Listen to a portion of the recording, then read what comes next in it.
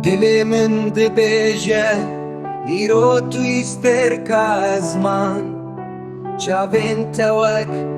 ronahiya heyva şevê dibiriqin Di xewnê min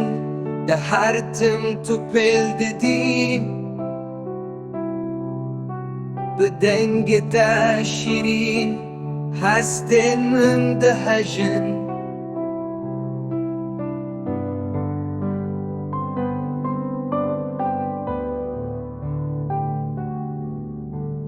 Hesrimin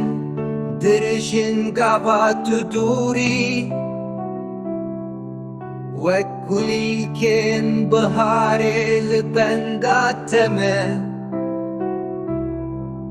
Bîranînên me yên berê wek agir germin Di nav kurahiya şevê de te dibînim